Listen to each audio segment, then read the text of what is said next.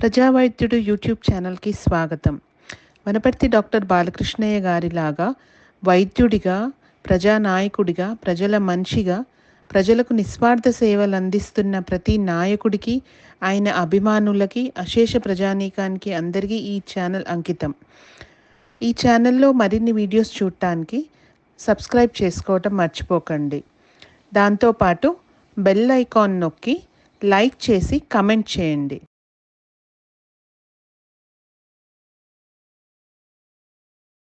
నమస్తే అండి.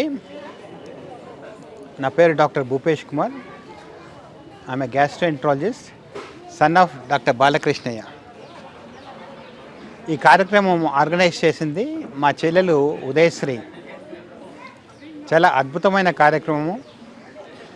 చాలామంది ప్రజలు దీనికి విచ్చేసి చాలా సంతోషంగా, ఆనందంగా ఇక్కడ ఏర్పాటు చేసిన అన్ని వసతులను ఆస్వాదించి, ఇక్కడ ఏర్పాటు చేసిన భోజనాలను కూడా వాళ్ళు తీసుకొని అందరూ సంతోషంగా దీవించి వెళ్ళడం జరుగుతుంది.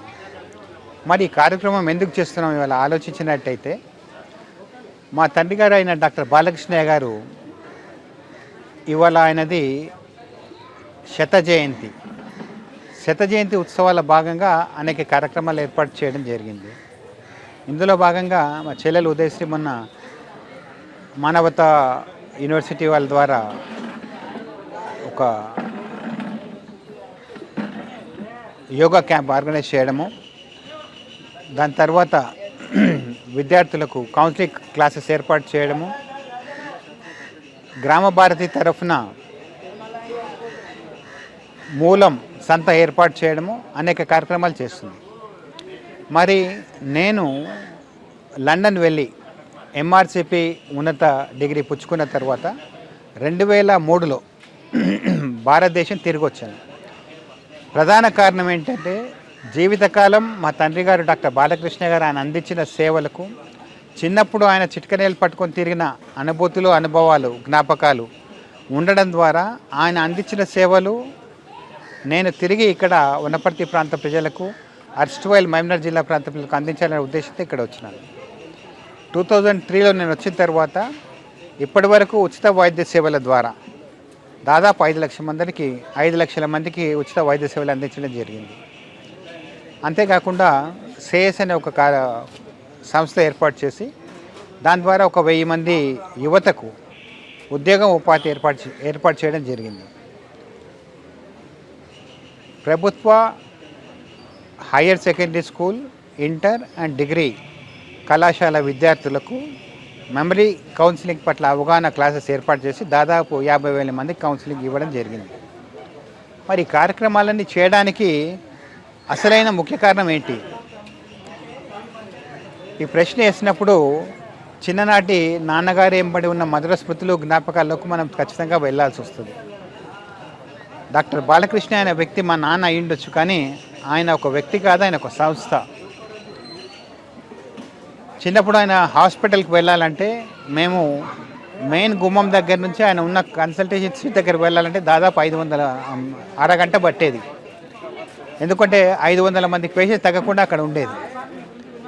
ప్రతి ఒక్కరిని కూడా కేవలం ఆయన నాడీ స్పర్శ ద్వారా వాళ్ళ రోగం గుర్తించి, ఇక్కడ ఇంకొకరితో మాట్లాడుతూ, ఇంకొకరితో అక్కడ సంభాషిస్తూ, 2-3 సంభాషణలు చేస్తూ రాసిన చీటీతో ఆ మందులు అత్యద్భుతంగా ఆ పేషెంట్స్కు వాళ్ళ రోగాలు నిర్ధారించిన ఒక ఎత్తు అయితే, దాన్ని ట్రీట్మెంట్ చేయడం మరొక ఎత్తు. అద్భుతంగా ఇప్పటికి కూడా వనపర్తి ప్రాంత ప్రజలు, అర్స్వల్ మహబూబ్నగర్ జిల్లా ప్రాంత ప్రజలు అలాంటి డాక్టరు గతంలో లేరు, మునుముందు కూడా పుట్టరని వాళ్ళు కరాఖండిగా చెప్తారు. అంటే నా భూతో నా భవిష్యతే, వైద్యో నారాయణో హరి అనే సూక్తికి మా తండ్రి గారైన డాక్టర్ బాలకృష్ణ గారు 100% ఫిట్ అవుతారనేది ప్రతి ఒక్కరి నానుడి ఇక్కడ వాళ్ళు చెప్పడం జరుగుతుంది. వైద్యపరంగా నాన్నకున్న అపారమైన జ్ఞానము, నేను ఎన్ని దేశాలు తిరిగినా, ఎన్నో సంస్థల్లో పనిచేసినా, ఎక్కడ చూసినా కానీ ఆయనకున్న ఈ వైద్యం పట్ల ఉన్న అవగాహన వేరెవరిలో నేను చూడలేదు. ఎందుకంటే పేషెంట్ అలా నడుచుకుంటూ వస్తుంటేనే ఆయన రోగ నిర్ధారణ అయిపోయేది. ఆనాడు ఆయన ఒక పరీక్షలో లిస్ట్ ఆఫ్ పరీక్షలు రాసిన వ్యక్తి కాదు, ఓ 10 మందులు రాసిన వ్యక్తి కాదు, కేవలం ఒకటే ఒక మాత్ర, అది కూడా ప్రజల ఆర్థిక స్థితిగతులు ఆలోచించి పేదవాడికి పేద రకం మందులు, ఉన్నవాడికి ఉన్న రకం మందులు రాసేవాడు. కానీ ఇద్దరికి కూడా రోగం చిటికలో నయం అయిపోయేది. అందుకని ఈరోజు వరకు కూడా నాయన గారి రాసిన ప్రిస్క్రిప్షన్స్ ఆ మందులే తీసుకుపోయి మందులు మళ్ళీ తెచ్చుకొని అవే వాడేవాళ్ళు చాలామంది వనపర్తి ప్రాంతంలో ఉన్నారు. మరి కేవలం వైద్యమైనా చేసిందంటే, ఒక చిన్న ఉదాహరణ చెప్పాలంటే, వనపర్తి మున్సిపాలిటీ గ్రామ పంచాయతీలో అక్కడ అందులో ఉన్న 75% మంది ఉద్యోగస్తులు నాయన అపాయింట్ చేయించిన వాళ్ళే. మరి వాళ్ళకి అపాయింట్ చేయడానికి ప్రభుత్వం పర్మిషన్ ఉందా అంటే, ఏ ప్రభుత్వ పర్మిషన్ లేకున్నా కానీ కేవలం మా తండ్రి గారు అయిన డాక్టర్ బాలకృష్ణ గారు ఆయన సంకల్పం ఉంటే చాలు, ఆయనను ఎదిరించే శక్తి అప్పటి ఆంధ్రప్రదేశ్ రాష్ట్రంలో ఎవరు లేరు. కలెక్టర్ గారు వీళ్ళకి అపాయింట్ చేసే అధికారం మీకు లేదన్నా ఆ చీటిని చించి పడేసి వీళ్ళకి ఉద్యోగం ఉపాధి కల్పన ఖచ్చితంగా చేసిండు ఆయన. మరి ఉద్యోగం ఉపాధి కాడికేనా అంటే, ఆనాడున్న సంఘ పరిస్థితుల్లో విద్య తక్కువ ఉండేది. రాత్రి పాఠశాల అది ఏర్పాటు చేసి, వయోజన విద్యా సంస్థలు ఏర్పాటు చేసి, యువతకు అవగాహన సదస్సులు ఏర్పాటు చేసి, పలు రకాల్లో పలు రంగాల్లో ఆయన వనపర్తి ప్రాంత ప్రజలను చైతన్యవంతం చేయడం జరిగింది. అంతేకాకుండా ఆనాడు ఉన్న ఆచారాలను మార్చి మన శాస్త్రీయ పద్ధతిలో వెళ్ళాలనే ప్రయత్నం కూడా చాలా చేయడం జరిగింది.